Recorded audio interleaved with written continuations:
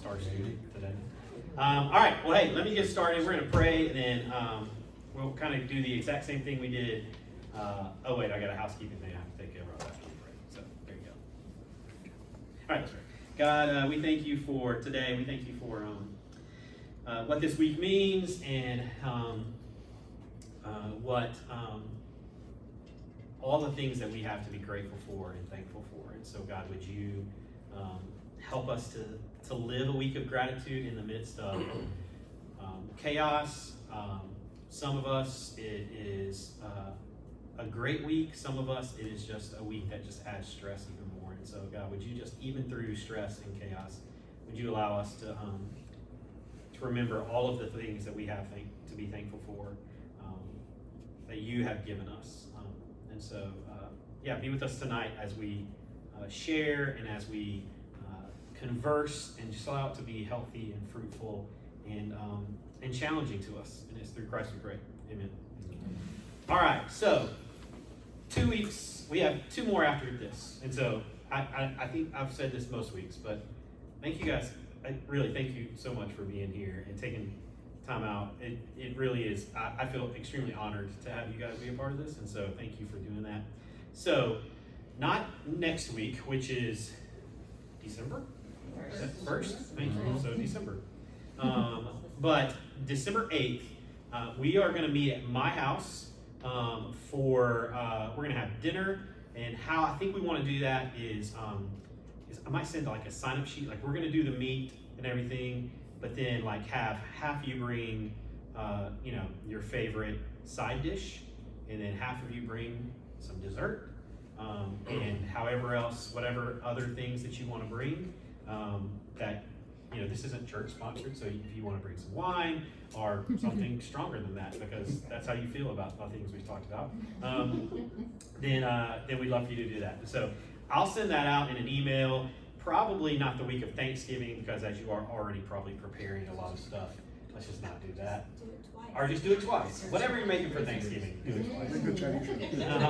Yeah. So if you're going Chinese, yeah, get some. Don't put that in the Yeah, Hey, don't put that. childcare's at my house? Yes, and then we're gonna have childcare at Leslie's house, and so she lives in Fieldstone, like kind of right on the entrance of Fieldstone. We live on the back of Fieldstone, and so we'll send that out too. We've got some babysitters that are gonna be there, and so yeah. So if you want to bring your kids over there, or if you just prefer to leave your kids at home, then I'm good with whatever. I'll have a tour list for them. There you go. She's got some weeds and grass and stones they've got to pull up in the back. Is there a time? And we'll do the same thing. So we'll do like 5. Like, we'll plan on eating at like 5:30. And I mean, we won't be. I don't want to keep you guys longer. 7 at the latest, and that's if we stay around. We might talk about a few things, but not anything. It'll be more just kind of like wrapping it up and closing it, and then so then what I'll do after that night is I'll send out the same questionnaire that you filled out at the very beginning, and then I just want you to fill that out again, not the exact same way, but fill it out if you remember. I don't even know if you remember how you filled it out the first time, but just to see when you're reading it through, if any of your thoughts or anything else have changed or whatever. So that's kind of how you're doing research, right? You get a post, or you get a what's a good word for it? Baseline, pre-assessment. Thank you. Assessment is the best. Those are more scholarly ways.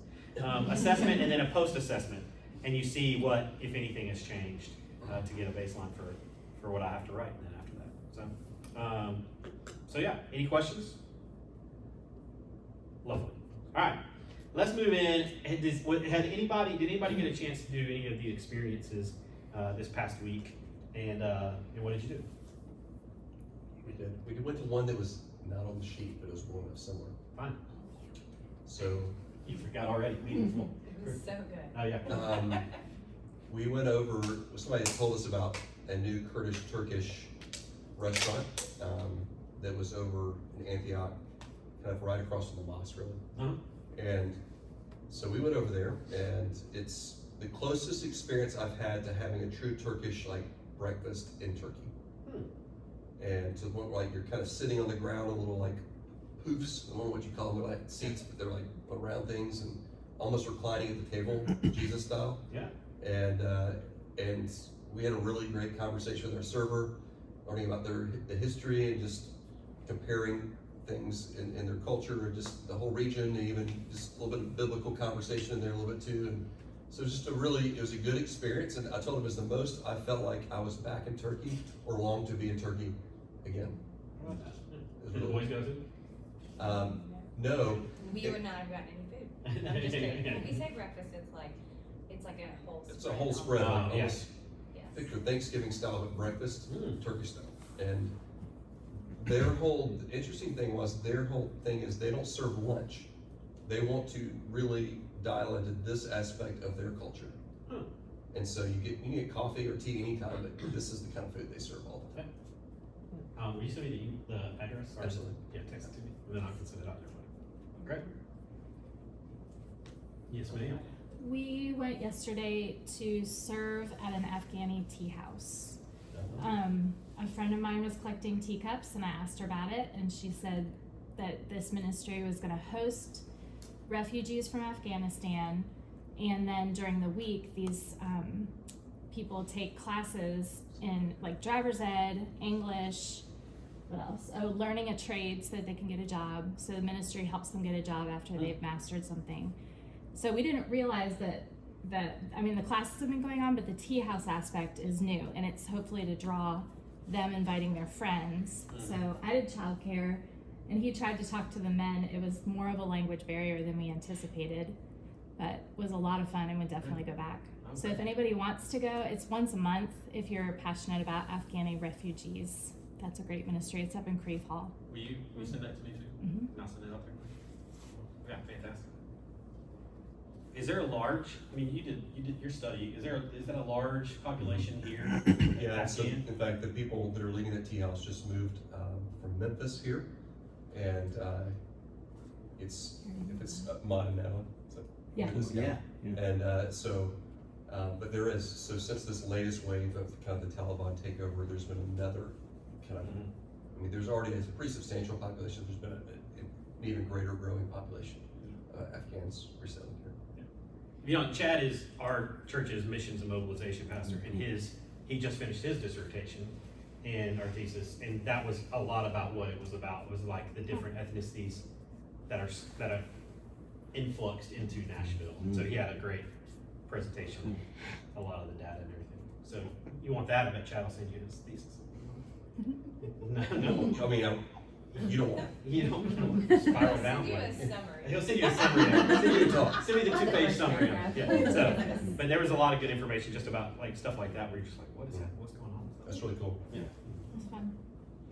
We went to an Asian supermarket called Bangkok Market up near Hundred Oaks near Nashville. So it was alright. I mean, it felt more of a westernized Asian market, Yeah. but still, it was still. I walked out, I was like, I don't know that that counts. Like, it didn't feel Everything's in English. awkward enough, like, I mean, well, no, they had things written in English and whatnot, but I was like, the kids just were it was too easy for them, so I was like, we need We need to we traumatize need- them more. Maybe that's just You know, y'all's when it's incredible fucking thinking. I know, it's like Yeah. we're world travelers, Yeah. but, no, it was good, I mean, they made a few observations. But we were making the point of, we're having to drive like 30 minutes away to go have these experiences, Yeah. which speaks to like how isolated we are and how, just what a bubble that we live in. Yeah. And something we struggle with in moving here and deciding where to live, and Yeah. that's what we chose, and then I'm reminded, just how, easy it is to be surrounded by people who think just like you. Yeah. Or similar to you. So, anyway. Well, and there's, how much effort then, or there has to be a concerted effort, And right? yes, To yes. to do that, yeah. Anybody else? Our kids asked to go back to the Mexican market on Downs. Yeah. Like they bought a bunch of treats and they loved them. And they were like, "Can we go back and get more treats?" So like we went back there again. Drew was out of town, so like it was just me with them. And anyway, it was interesting because like Ellen was saying, Grady noted as we were driving, he was like, "Mom, like this part of town feels different than where, you know, because we went from, you know, like Nashville through Brentwood to Franklin, and then, you know, like it's more industrial. I mean, there was a lumber yard, there was like a quarry. So I mean, it's not the neighborhoods, but he was like, it's not as nice of a part of town. Like, why do they have a shop over here? So it was an interesting conversation. And y'all know that song, Give Me Your Eyes? And he commented on the radio, he was like, Mom, they play this song all the time. And I was like, I love hearing this song though, because, you know, it talks about like God asking us to see the way he sees humanity. And, you know, I was just, and so anyway, it was a really interesting conversation and a totally different experience than when we went for the first, you know, because the first time we were kind of uncomfortable. Yeah. We didn't know where to check out. We couldn't read anything. So like going again, and like there was several people who, they commented like who looked like us, who were in line for like lunch, because it was like lunchtime. And we had somewhere to go, so we didn't stay for lunch, but I was like, I bet the food's really great. Like we should come back and sit down and eat, you know? But anyway, it was interesting to hear him kind of talk about noticing that the area was different. And so then we kind of got to talking about like, you know, rent and like the kinds of businesses that can pay, you know, and I'm not suggesting that's the reality there, but you know how it is. Like businesses close all the time or open all the time based on the demographic they're serving and where they can afford to be. So anyway, it was interesting to kind of, and then when he was talking about being annoyed by that song, I was like, I know it plays a lot, but like really listen to the words because it's so easy for us to just look around and everybody's kind of like us. Yeah. And I was like, you take like a 10-minute drive and nobody is like, you know, almost no one was like us in the store. You know what I mean? And just to see people of like with a different language and with different culture, with different everything, and see them the same way that God does. You know, they're not that different from us. Yeah. You know what I mean? We just don't necessarily understand them. So anyway.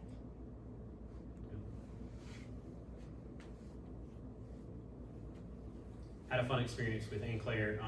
Ann Claire and Henley had a choir concert, their first choir concert. But Ella had told us about this. They had a new kid in their class named George, and so we were sitting waiting for the concert to start, and then we see this family, this Asian family walk in, and she's like, "Oh, that's George," and I was like, "Oh, that's an interesting name for." You know, an Asian, you don't normally have an Asian child named George, but like, and so I was like, "Well, you should say hi to him." She was like, "No, I don't want to say hi to him." But then, so they sat on the same row as us, and so then when the concert ended, I went and just introduced myself and said, "Hey, I heard y'all are new. Like, my name's Alan Henderson," and like the parents like just didn't like their English was very, very like little, and so they had just moved here like a month ago, and George barely speaks English. Like they have an 8th grade daughter who was in the 7th and 8th grade choir, but it was just such an interesting reminder, right? Like, so they moved into Fieldstone. He's going to Hunter's Bend, but like even me trying to have a conversation just about you know life and like, well, how long have you lived here? Like, what do you do? You know, the wife was her English was even not as good as the husband, and so you know just. Like, and as we're leaving, I'm like, man, how difficult is that, like, for them to be immersed in a place now where, you know, their kids really don't have a lot of ways to communicate, but they're trying to make friends. I think he started playing with Hatcher, he walked over to Hatcher and Ella afterwards, George did. And so, you know, just trying to make friends and trying to build a life in a language and a culture where, you know, it's completely different and foreign for what you have. And so it was just kind of that moment of God opening my eyes and being like, no, this is, you know, it's not far from you. He's our neighbor. I was Yeah. like, he comes and plays on the circle. He asked Adam, "Are you going to play on the circle today?" Yeah. And it's like the cul-de-sac or the little Yeah, the cul-de-sac, cul-de-sac. you know. So, You know, but I mean, and so just that, like, even though like we live in that, you know, like we talked about that kind of bubble, but there are people that move in that are still like, you know, it's that thing of, okay, well, how can I love them as Jesus loves them? How can I love them as Jesus? Can I tell you a cool story about George? Yes. So I Everybody went knows on- George. He's Well, a this great is the kid. third Uh-huh. grade. Yeah, this is the third, I was gonna say, right here. He's We all have in our to class. agree with Well, so I went on the 3rd grade field trip, and it was George's 2nd day at Hunter's Bend, and their sweet teacher was trying so hard to explain to him that this isn't normal school. Uh-huh. That you came to school one day and the next day you're. He's Totally different, but we were at the Adventure Science Museum and they had that big disc in the space I don't know who else been there, but there's like the space zone and you can turn it and it's just Google Maps that it checks down. But this little group of boys that I was with all went to get George and they brought him over and asked him to show them where he was from. And so it was the coolest thing was Thomas. I was gonna say Thomas. There, it was Name's Thomas not and Thomas. Wesley. But it was all the little boys in that class and they just brought him over and they were like, George, can you show us where you live? And I thought, this is so neat that these kids have found this tiny little way to connect with this child in a way that is familiar to him. And this little boy's face lit up. He was so excited. I could not figure out how to make the Google Map thing work. The kids had no trouble seeing it. You know, but then it was cute. George ate lunch with us too, and he had the school cafeteria lunch, and I think both the teacher and I were like, oh my gosh, is this kid gonna eat this? Because school cafeteria lunch is not the best.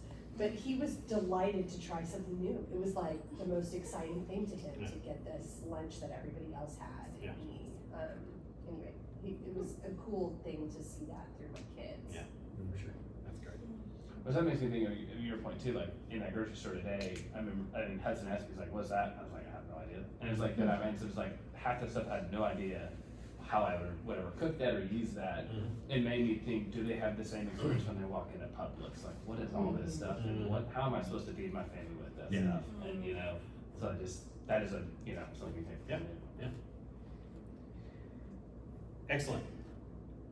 Thanks for sharing. All right, so here's how I want to break the rest of the time. We got about 40 minutes left, so I want to take 10 minutes just to kind of bow tie, because if you weren't here last week, we had a really fun discussion about whether or not Christians should have enemies, and whether or not enemies are something that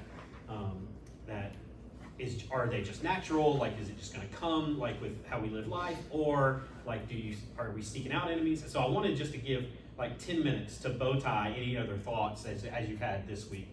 Then we're going to take 15 minutes on two separate questions that we're going to discuss that we won't obviously solve the riddle of, but just to get our hearts and minds thinking about that in a different way. All right. So 10 minutes to start off with. Does anybody have any other thoughts? Or those of you who weren't here who might have watched it, like what are your thoughts on enemies and how that relates to us in a Christian life? Or we can just go on to the first question. So the question was, right, should Christians have enemies? I think it was that simple.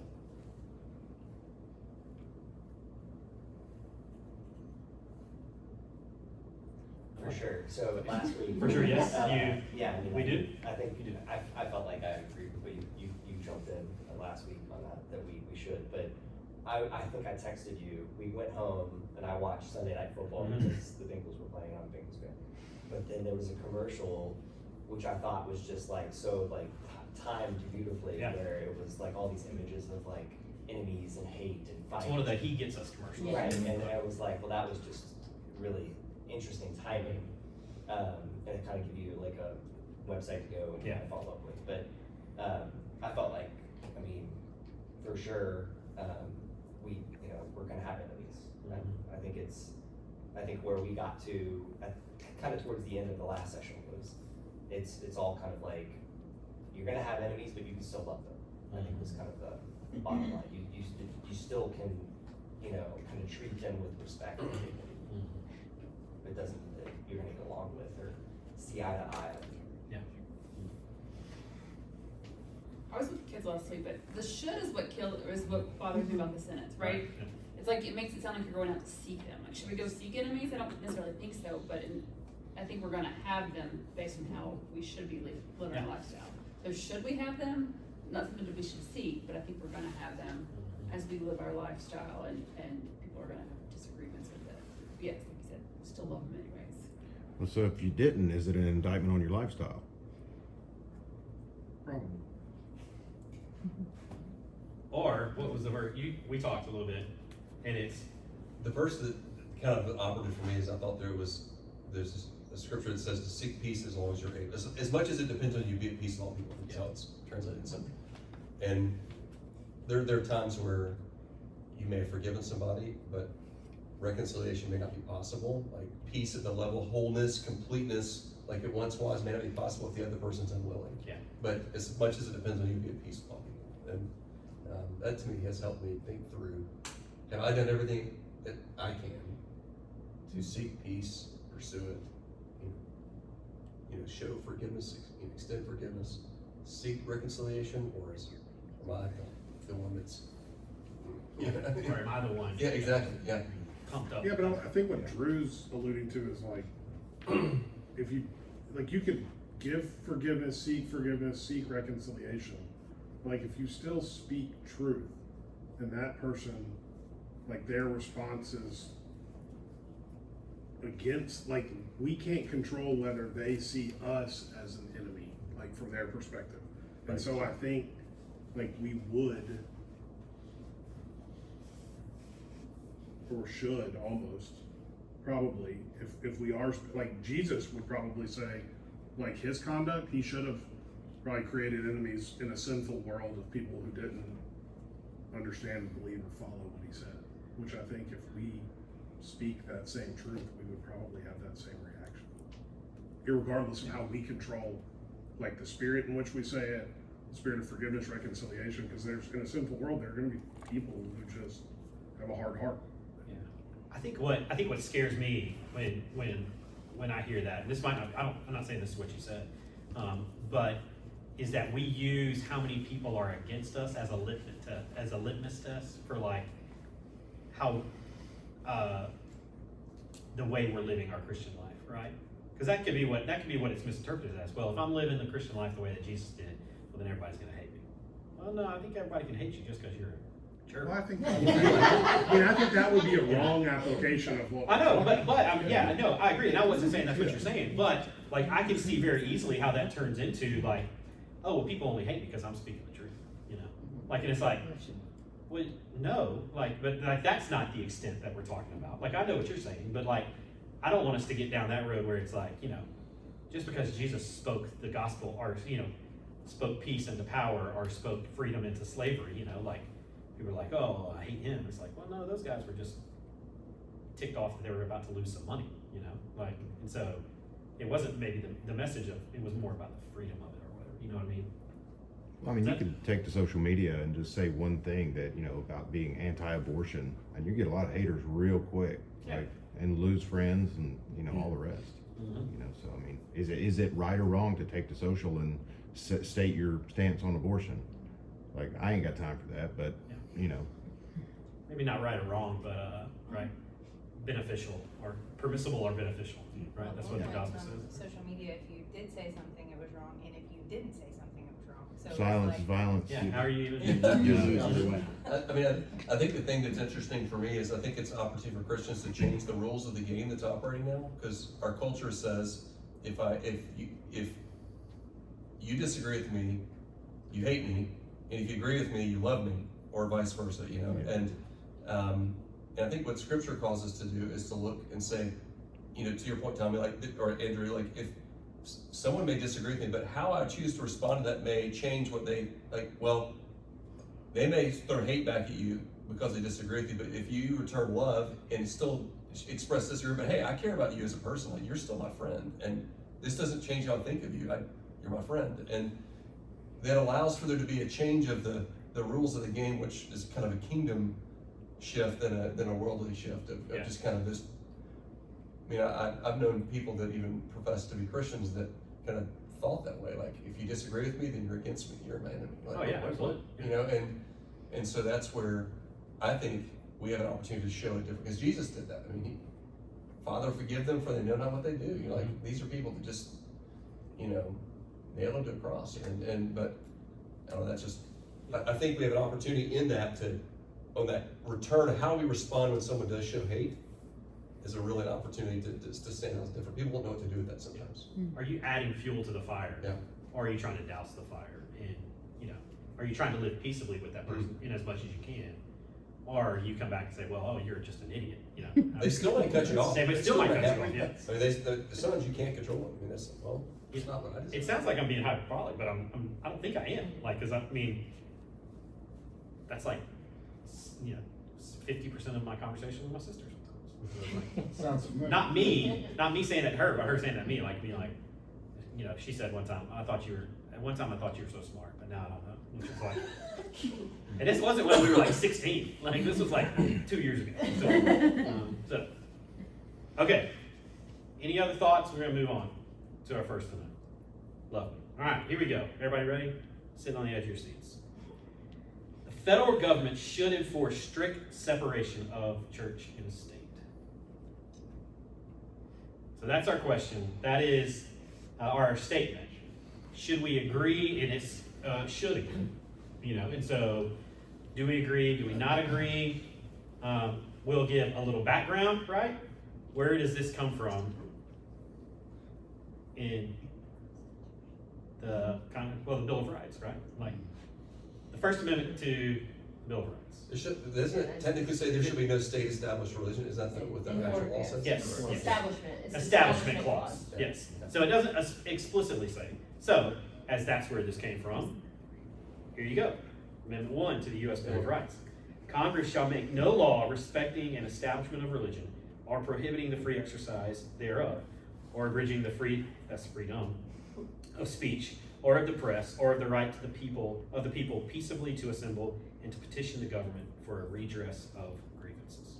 So that turned into what is now known as the Establishment Clause, which is saying there should be no government-sanctioned, mandated religion of the United States. So then we go back. The federal government should enforce strict separation of church and state. What do we, as of now, if in your thought, what's the first, your gut reaction of what that even means? Like we kind of said what that meant, but what do you, when you read that?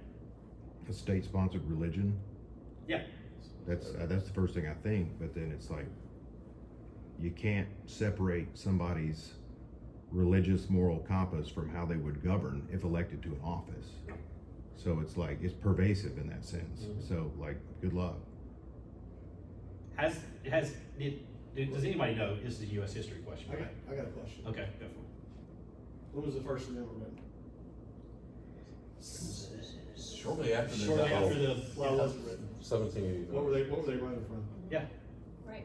That's Church of why England. it was written. That's why the language is in it, is what's in it. The federal government should enforce, my question would be, the federal government is enforcing strict separation of church and state, is my opinion, if you're asking, obviously, opinions. Yeah. But that was written in the time that it was written, and the thought was written because they were fleeing from having to do religion a certain way. But pump the brakes, because the First Amendment and that are two very different things. That was pulled from a letter that Thomas Jefferson wrote to the Danbury Baptist Association in 1802. What are you talking about? The phrasing separation of church and state. Yes. Yeah. So that's not what the First Amendment says. No, Right. it's a different thing. Yeah. And so why was that? Do you know why? I mean, you got it right there. I'm just, you know. Yeah, because my question was, has there ever been a state-sponsored religion in the U.S.? State, not a national. Not a national. There's been state. So when in the Rhode Island Puritan. Yeah, the letter that you're talking about, there were state, and so in the early years of America, there were states that had official religions of that state. So what Drew just brought up is when you talk about the separation of church and state, one of the reasons that he wrote that was that that Virginia was the official religion of Virginia was Baptist. So there were people who were concerned, if you were Anglican or Presbyterian or whatever else, that if that is happening in Virginia, well then what is to stop the government from coming and saying everybody has to be Baptist? But was that like the Virginia's official religion is Baptist, like the Tennessee flower is an iris? I mean, they weren't pushing that at the time. There were people who would push that in order to be a citizen of Virginia, you would have to say that you were a Baptist. Was that Virginia as a colony though, or is that Virginia? No, this was post-revolution.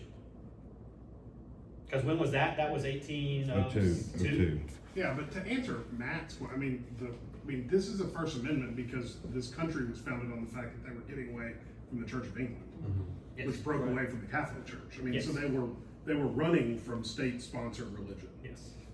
And I think that's why the amendment was written.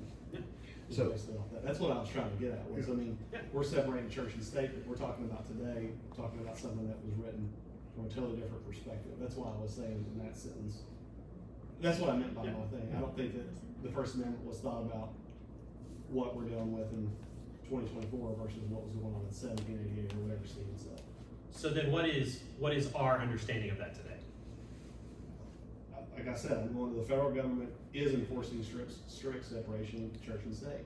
I don't think it should. I think should has already happened. I think it's happening. Should it continue? So yeah. But if you could explicitly define the separation of church and state, because, modernists will interpret it to mean, oh, you can't pray in school because it's federally funded. And it's like, well, is that what we're talking about? That's apples and oranges. And the dollar bill has in God we trust. So, the government's going against. And we give tax benefits to churches and and administrators and housing benefits, it's interesting. Yep. Which is what everybody that's anti-Christian is mad at church about, that church should be taxed and blah, blah, blah, blah. That's one of the big fights that they've got. I think what we're saying is originally it was created to kind of hold back the government from making things, and now in our society, we're trying to hold back religion. So is there a right or wrong to that?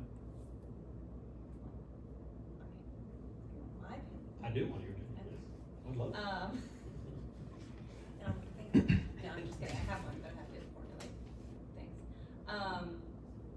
I think when we have freedom of religion, it is freedom for everyone. When we go to restricting people, we ourselves are gonna in turn get restricted. Which is why I think the church should champion separation of church and state. Like, they should be involved in that. What's the group that does that? Baptist, ERLs. whatever. The- You should be he's like, fine with that, if we want to continue to worship as we choose. Well, if you remember, so one of the big, kind of the first things that I remember in my lifetime that happened, right, was it was after 9/11, like a few years after 9/11, and there was a group that there was a Muslim group that wanted to buy some of the land downtown, and it was a couple blocks from 9/11, and they wanted to build a mosque there, right? And then people were just outraged, by the fact that this Islamic group would want to build a mosque at, around or near the site of 9/11. So people, and I don't even think they were able to do it. But that was one of the things where that's one of the first things I remember being like, I wonder how that fleshes out, because then we can start, if the government can start saying when and where places of worship can be built, that seems like a pretty slippery slope. Now, was it the wisest thing? Maybe not, but but the government doesn't get to come in and say, well, that's a dumb idea, let's not. Well, and the people who wanted to build that mosque for their own religious purpose had nothing to do with Exactly. likely what happened, nor should Precisely. they be blamed or held accountable Right. for someone else's poor choices. You think? Well, did the government stop them from doing that? I'm pretty Or did sure. the private property owner decide to not sell the property? Was it? Okay. Okay, yeah. So how do we see this fleshing out in 2024 in where we are right now? Because I think you saw a lot of this, right? You saw a lot of this come up during COVID, right? Because in order for, if you didn't want to get the COVID vaccine, right, you can come up with a religious exemption for why you didn't want to get the COVID vaccine. Now, some of that, my wife works in healthcare, and I'm sure Ryan saw it too. People were just coming up with religious exemptions who just didn't want to get a shot, whether or not you believed in it or not. And so that's a way where it was like, no, my religious beliefs should not be infringed upon by the government. So that's one of the ways I saw like church and state, like we're like, no, well, there's separation of church and state, First Amendment. Like, and you're like, I don't know if that's what that means, but okay, like we can go for that. Like what, how else do you see that? We see prayer in schools, we've talked about that a couple of times, Well, like, there's an invocation at the inauguration. Yep. Right? And like, so anybody have an issue? I'm sure lots of people have an issue with that. sworn on the Bible. Yeah. Ever inauguration since forever. I mean, I think that's where I would come on it and say, if obviously the leader is backed by a certain set of beliefs that they bring in office, we just talked about that, but also if the majority is of one mind, is it okay to have somebody speak on behalf, that represents the majority of beliefs? Obviously, that's what's happening. I don't believe that should be separated. I don't, but I think a lot of people do feel that way. All right, let's give a real life example, right? Yeah. Every school, is it our lovely home state of Louisiana? Is it Louisiana? Where they're gonna put up the they ruled that the 10 Commandments should be put up in every school classroom. Oklahoma, thank you. So, it sounds like Louisiana. There was something similar. There's something similar. Well, that's in the judge, that's in the courthouses. In Alabama, Roy Moore, I think it loved to talk about putting the 10 Commandments up in the courthouse. For the time being, but yeah. So, would that be in our understanding, or in your understanding, a violation of what we're talking about here? Like, yes? I mean, you gotta think, like, the moral standards formed through the Bible, or like, that's the moral standards of our behavior of civilized society. Like, without that underpinning, we are in chaos, anarchy, right? So, I mean, it's like, secularly speaking, it's like, well, what fault do you find with these 10 commandments? Like, objectively, I guess is the question. Because, I mean, if they were just 10 rules, 10 rules for life, and posted them, like, who has a problem with any of these? I mean, they're all sound in doctrine. I think it's a very tricky spot to put a teacher. It's coming from the perspective of a teacher. I think children will ask questions out of curiosity, and we can't control what happens outside of the walls of a school building. And I think by posting something like that in a classroom or requiring a teacher to post it, regardless of the teacher's belief systems, children will ask questions, and then teachers are only allowed to say certain things, or they will lose their job. I can't talk about it. I can't There's talk a big about trouble. that, but you can go home and ask your mom and dad what adultery means. They'll love to have that conversation. But that's not fair. That's a lot to put on a 22-year-old kindergarten teacher for the first time with a room full of 25 curious little minds. It's one thing to talk about something like that in the context of world religions as a junior in high school. It's a very different story to talk about it with a group of kindergartners. I guess my question too is like, what's your end game here? Right, Like, what are we what going is for? your aim in doing this? And if you're trying to advance the kingdom, look through history. Tell me when this has worked by putting up the 10 Commandments in any classroom. Like, that's not how people are won to the gospel. And so I don't know. To me, it just seems.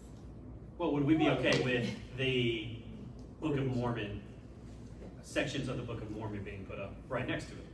Or the That's what I was Quran? gonna say. I mean, Or- from a teacher perspective, you're like you're putting it up, and that might work well in the Bible Belt, where a teacher may be familiar with that, but then you're putting them in a position to, I mean, if you made me in my office post something from the Book of Mormon, and everybody that came in, like, you're not advancing the kingdom. You just have something there that you can't explain with no context.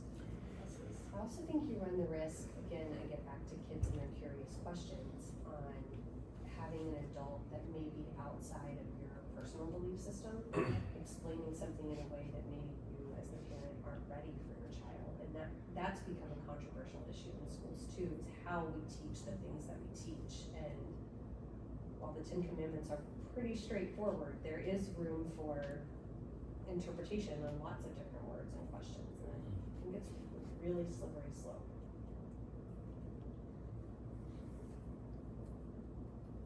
So we came to.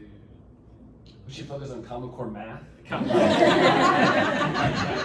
an issue here, y'all. Can you do that? We're abolishing dress-up days every day. I tried really hard. Listen, I think Your here's- whole month of December, Right, I texted you. At Hunter's Bend, there are dress-up days I for have the it 19 in days. the of minute. December. I said minute, but Ellen is opposed. Oh my gosh. So I think obviously there's a lot of complexities to this, because I think Drew's point is right. I mean, like the commandments have been a foundation of moral rightness, right, in society. But then if you're going to be okay with the 10 Commandments being up, then I don't see a way that you cannot say, okay, well, this can be up to, or then where does that stop?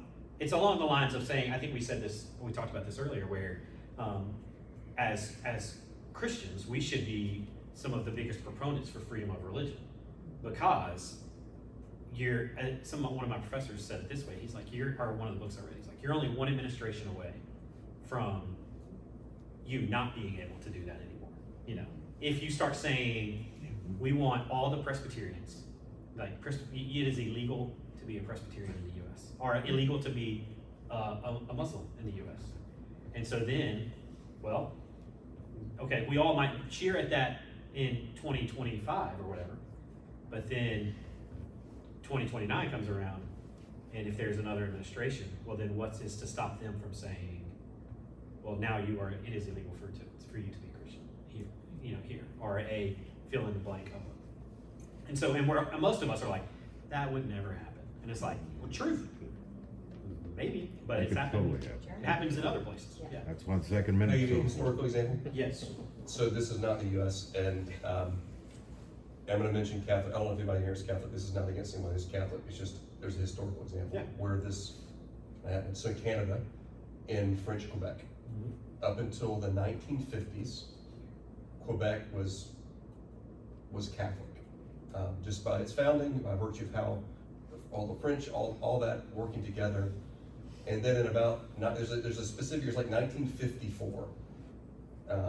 There was a page turn in Quebec away from any religion, to where you went from everybody to being Quebec is to be Catholic, to you now have 2 generations removed that are a-religious, and you now have a government that is almost anti-church. So we partnered with a church plant that was planting an evangelical church up there, and this is again 2 generations post any of that. So it's not a Christian, it's not a Protestant Catholic kind of thing. It's the government now says, so if you want to build a church, the government literally says, no, there's already a church on that corner, and it's talking about the building that was once a building. And sadly, a lot of those Catholic churches are now turned into office buildings or lofts or something like that, to where the zoning per the government is almost anti-religion in that sense. So it's been a very interesting, from almost a fully state-sponsored religion to the opposite, towards just in almost anti-religion. Just to in where 70 there's years. not freedom of religion. It's there are things that actually are against religion. So it's an interesting historical comparison. It's just across the border from us. I mean. So, thanks. Okay, so obviously a ton of nuance to this, but the idea is okay, we have to challenge ourselves to think maybe broader than what our first inclination is, I think, a lot of times, at least for me, that's for me saying. Okay, 12 minutes left, there's the Bill of Rights again. Last one, the old-fashioned way and old-fashioned values still show the best way to live. I'm not even sure what this means. So, If that's true, we'd all be smoking.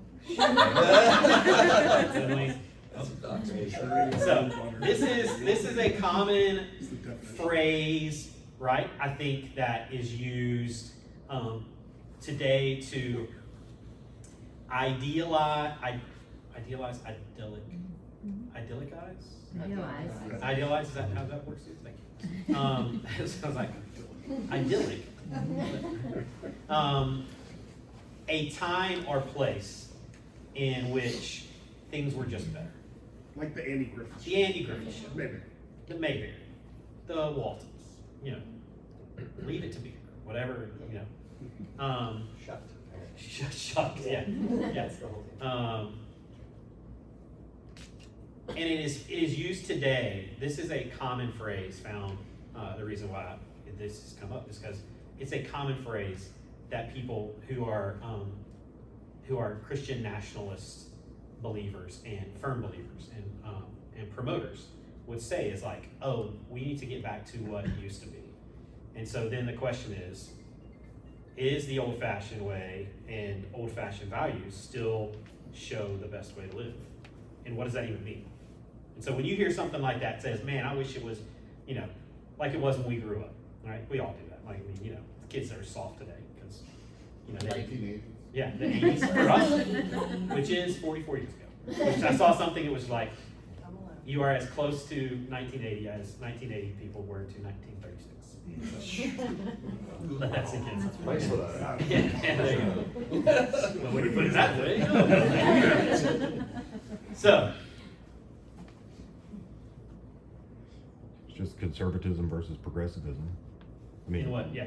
Yeah, I mean, I think the United States, the way the government's designed is to be a slow moving, slow churning, grinding, incremental change over time, right? And the progressives are always trying to push for new and different and radical, and the conservatives are always just trying to hold that line, you know, before things get too out of control and get too crazy. So, I mean, probably some things like having to be at home for people to get in touch with you, you know, stuff like that's a little bit more healthy for us. You know, when we didn't have all these chemical additives in our food and, you know, the hyper processed food and the, you know, bastardized agricultural products that we get in the store. Like probably some old things would be good to get back to, and we can still evolve, but I think incrementalism is the way forward. I just kind of, it's not in the statement, but, you know, a lot of people will kind of chide like the new generations, right? Like, they're the worst, you know. Millennials are the worst, Gen Z or whatever they are now. But I mean, I think you can go back and look at every generation and look at a series of like, let's say you can look at Gen X and you can make the argument that they were the worst generation of the last 100 years. You could say that. You could say that about, you know, the boomers and a lot of the, you know, the mistakes. You could look at the 60s and you can find lots of problems that, you know, emanated out of that. So, I mean, I kind of answered this like straight up, like no, because it's not a blanket, you know, like define your period of old. You want to go back to the 1920s, you want to go back to the 1800s, I can find lots of problems. So. I think it does depend on what you, because when I hear that, I have two separate thoughts. And one is like when I was a kid and I didn't have a mortgage and I could, you know, do whatever, and that was great. It should be like that. But on the other hand, I think back to at the time when I was born or around then, and maybe the oldest person in this room, but it was not that long ago that half of the people in this room would not be allowed to get a credit card on their own or buy a house or, you know, I mean, it's been 100 years, but it hasn't been that long since we couldn't vote. And so when somebody said that to me, sometimes that's no, it's not the best way because it really sucked for a lot of us. And if I was a black person, I would definitely not want to go too far back in the Wayback Machine. So I think it just depends on what you're talking about when you say it. And I don't think, I think the same thing. Like when I'm like, and so anytime I see a MAGA shirt or a MAGA hat, I'm like, okay, well, when are you talking about? Right? And I'm like, I'm not saying I'm disagreeing with that, but I'm saying like, what are you talking about? So like, when in your mind was America great? Like, are you talking about the 80s? Like, are you talking about, you know, is there an idyllic thing from like the 60s that you're talking about? Because it seems like it wasn't that great in the 60s for a lot of people, you know? And, but you know, so then it's one of those things where, okay, like how am I thinking about this, you know? Because I even think if you look at 60s religion, like, you know, Southern Baptist religion, or 20 Southern Baptist religion. Rough. It wasn't great. Like, you know, and our understanding, and because of our understanding of the Bible, because of scholarship, and because of archaeology, and because of, you know, things that we've learned and found, like, is so much more further along than what our great-great-grandparents would have had to be able to understand and see who Jesus is, you know, and see who Jesus was. And so it's that thing where it's not just, I think, an American lifestyle, but I think, yeah, look, we do, you know, things that are beyond imaginable. I think, you know, I saw a thing where somebody's like, you know, where the Jetsons took place in 2024. You seen that meme? Or something like that, in 2025 when the Jetsons take place. And they're like, I'm so ticked off because I look around and I see 0 flying cars. You know, and so it's like, you know, but they're the feats and wonders of innovation and you know, medicine and things are, I don't think you'd want to go back to a time when there wasn't a polio vaccine, right? Or, you know, you know, there wasn't, antibiotics for a lot of things, where you know, where they're, instead of trying to fix your leg, their only choice was to chop your leg off. And it was like, you know, I don't think that was a better, you know, way of living than that we have now. But also, you know, one of the books I had to read, they said one of the worst inventions ever for dependence on God was the refrigerator, right? Because now you have food that's there for the next, you know, for 2 weeks. Whereas before, you depended on God for your food every day. And it was God who, you know, who provided, not your own capabilities. So, you know, you have that on both sides of the spectrum. What else? I mean, what else do you think of? Like, what else is... I guess when I think of that a little bit, when you think about the family unit, not as much like period of time, but I guess it is period of time because of the things we have access to, which a couple of Sundays ago we were talking about distraction, have allowed us to become distracted individuals at baseline and less present just in our everyday daily life. And I think about listening, I don't know if anybody knows who Leanne Morgan is, but I'm listening to her book. I don't know if you've listened to the book, but it's hysterical. But she's from small town in Tennessee, and I'm listening, I'm like, oh my gosh, this was my family's house, you know, and sitting there, and it was really sweet, and we sat down to eat every day, and like it was slower, and that's what I think maybe that is better, you know, the slowness and the intentionality, and but also like there was a lot of hard things then too, but we had to sit and wait on the internet. Shereen. What in the world? But I think most people would want to. I think they want to combine stuff. Like they want to say, like, I want the conveniences of my life today, but I want like the idyllic. I sit around, there's like a pie in the window while somebody down on the grass. Yeah. Like they want to, like I don't want to walk everywhere. Yeah, I think if you talk about it, I think if you really ask somebody that they wouldn't be like, take me back to like 1796. Like that was like right there is the spot where I want to be. Like they'd be like, I want to be in 2024 with whatever value I put value on from this year, and then I like this one from this year, and let's put all that together. We're sitting in the DeLorean, but we put the time in that we want to go back.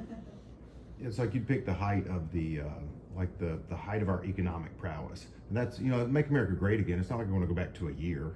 It's like, but when were we the strongest economically? When was cost of living the lowest and opportunity the highest? Like, let's go there for the economy, and then, you know, when our military was the strongest, or when our you know, kids were getting, you were way ahead in school versus where we are way down the list now.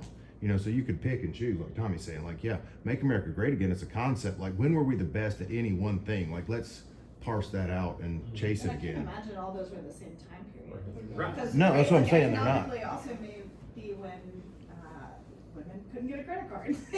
There's. Are you saying that the economy went back because women couldn't credit? I didn't say that. That's what I heard you say. I'm just glad Brian said that. Not that.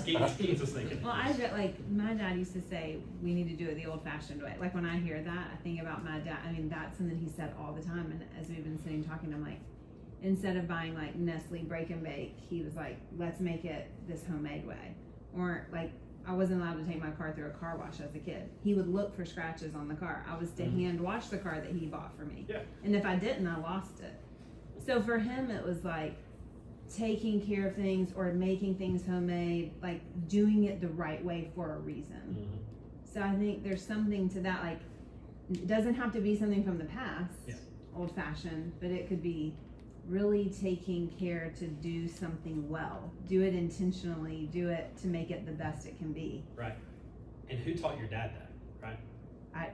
It's I that thing, mean- it was the recipe thing you mentioned one time in Sunday school, right? Like, where it's like, who taught, like, that's not wrong, right? But it was probably his parents that taught him that. And that was just like, at some point, it was just somebody was like, no, this is the best way to do it. You know what I mean? And like, for him, it had become a standard, almost a standard Well, of him, living, right? he Like, did not have a good, I don't think he learned that at home. Yeah. I think he created it when he had an opportunity to be out on his own. He's like, this is how we should take care of things, because he grew up in a home where things were not taken care of. Yeah. And so it was like, we have to take great care to do all the things that we do in a certain kind of a way. So when I see that, I don't think like, yeah, we need to go back to 1966 and it should be just like, you know, but I also think that people who are older who say that way, there's like a comfort, you know, it's like, as we get older, right? And like our kids start to operate things better than we do, right? Like we're all kind of at that tipping point where we've been operating all of our things better than our parents. Yeah. But now all of a sudden our kids are starting to operate certain things, or like at work, like there's new programs. I'm like, I didn't learn them in college. Like I'm kind of a dinosaur when it comes to certain software. I'm like, should I go back to technical school and like learn? So it's like, there's comfort in what you knew well. So I think when people say, oh, we should go back to, and also we can look at history and we see what happened. It's done, it's imprinted. So I mean, to me, like there's a couple things here. I don't think it's necessarily saying we need to go back to when people didn't have rights or when things were different. I think there's a comfort in when I knew how to do things. And so maybe they're saying that, or I think about my dad, like the old fashioned way. It's like, it should be homemade, it should be slower, it should be intentional. Yeah. And I think those principles could apply, but not necessarily reading this as we need to go back to a time period and stick there. Yeah, that's good. Yeah, we are now the target audience for all the like commercials and ads. Where like, you know, you think Becoming your parents? Yeah, you're becoming your parents. Like I thought about like the last 2 years, the Super Bowl halftime show. Like you're like, yes, finally they got a good band. And you're like, wait a second.